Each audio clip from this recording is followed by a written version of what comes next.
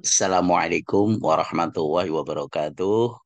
Para pemirsa sekalian, berikut akan dijelaskan lanjutan dari penyelesaian soal-soal kuis atau tugas untuk Prodi Teknik Industri Fakultas Teknologi Industri Universitas Trisakti Jakarta bagian yang kedua, yang merupakan kelanjutan dari bagian yang pertama.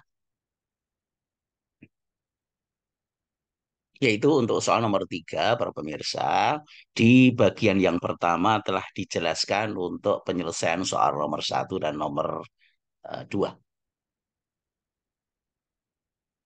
Nah, berikut adalah untuk soal nomor 3.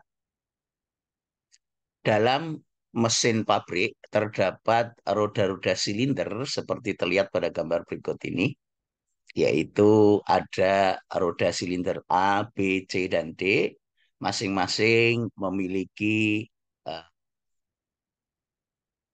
jari-jari silinder yaitu 60 cm, 40 cm, 80 cm, dan 30 cm.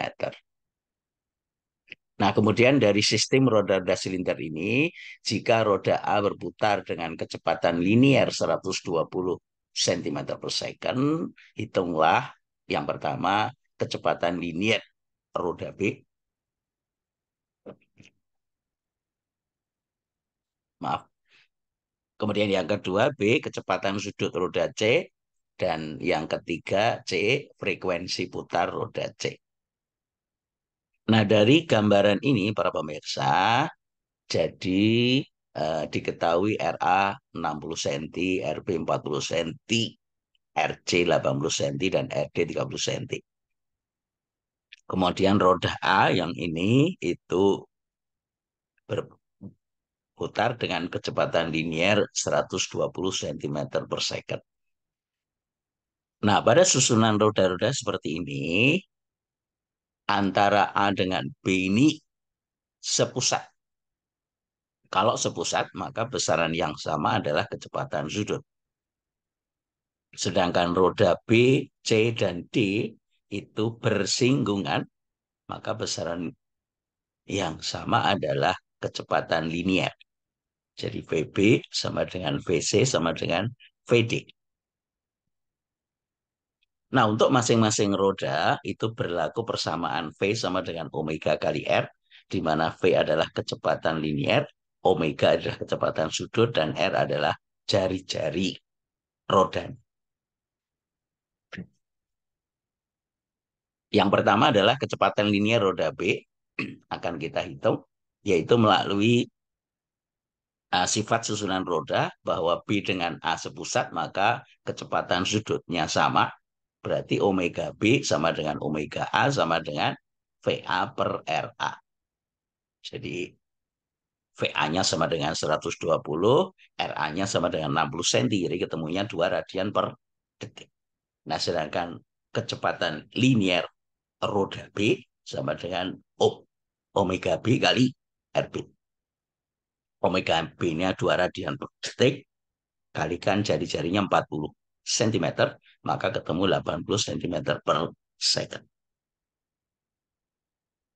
Untuk kecepatan sudut roda C, roda B dengan C bersinggungan, maka dari sifat dari susunan roda VB sama dengan VC, yaitu sebesar 80 cm per second.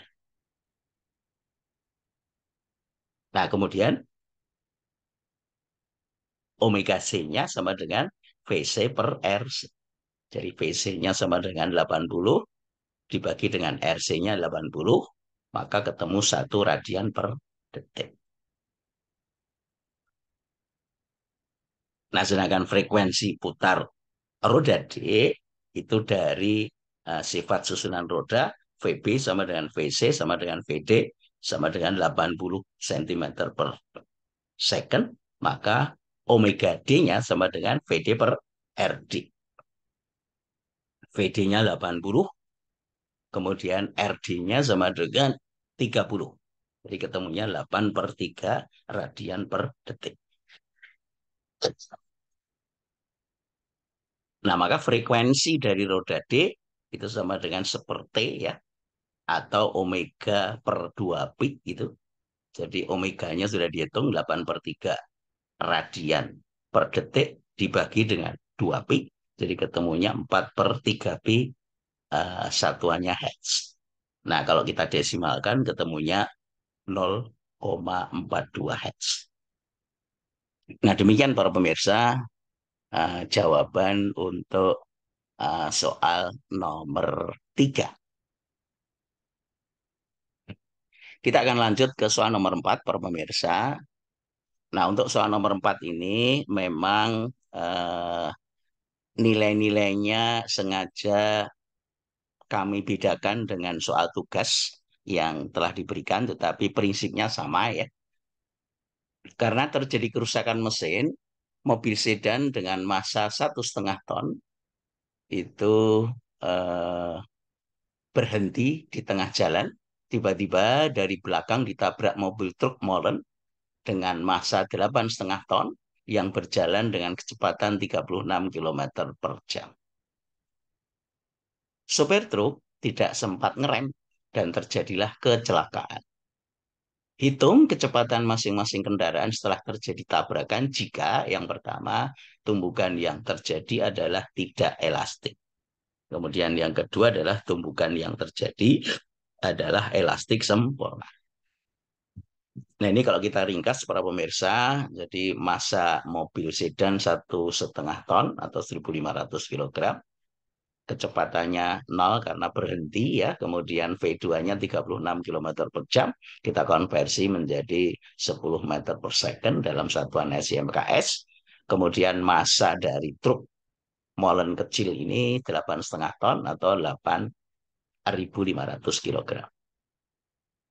Nah, untuk tumbukan tidak elastik, artinya begitu mobil truk nabrak mobil sedan, maka akan terseret bergerak bareng bersama-sama antara kedua kendaraan tersebut. Maka berlaku persamaan M1V1 ditambah M2V2 sama dengan M1 plus M2 kali V aksen.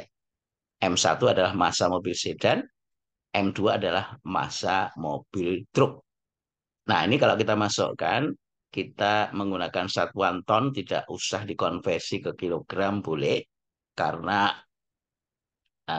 satuannya kalau dalam ton nanti juga akan dibagi 1.000, hasilnya sama ya.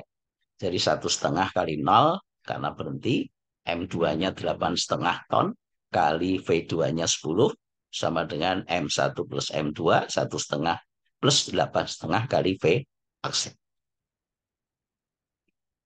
Nah, kemudian kalau ini kita lanjutkan, ya, itu 10 V aksen sama dengan 85, maka V aksennya 85/10 atau 8,5. Nah, jadi kedua kendaraan ini akan bergerak bareng, mobil sedan terseret maju dengan kecepatan 8,5 meter per second. Nah, untuk pertanyaan B, kalau tumbukan yang terjadi elastik sempurna, maka berlaku persamaan hukum kalian momentum M1V1 plus M2V2 sama dengan M1V1 aksen plus M2V2 aksen. Jadi mobil sedan berhenti berarti 1,5 kali V-nya 0 sama dengan 8,5 kali V2-nya 10 sama dengan 1,5 V1 aksen plus 8,5 V2 aksen. Ini kalau kita hitung ketemunya 85, ini 1,5 V1 aksen plus 8,5 V2 aksen. Kalau kita tarik V1 aksennya saja, itu menjadi 8,5 min 8,5 V2 aksen per 1,5, persamaan 1. Nah, kemudian persamaan yang kedua, kita menggunakan persamaan koefisien restitusi tumbukan. Untuk tumbukan elastik sempurna, maka nilai E sama dengan 1. E adalah harga negatif dari selisih kecepatan kedua kendaraan setelah tumbukan dengan selisih kecepatan sebelum tumbukan. Jadi E-nya sama dengan 1, ini minus ya. Minus V2 aksen min V1 aksen per V2 min V1, V2-nya 10, V1 0 karena berhenti. Nah, jadi ini kalau kita kalikan ke ruas kiri menjadi 10 sama dengan main V2 aksen, main V1 aksen, dalam kurung ya, atau V2 aksen saja, itu sama dengan main 10 plus V1 aksen, persamaan 2.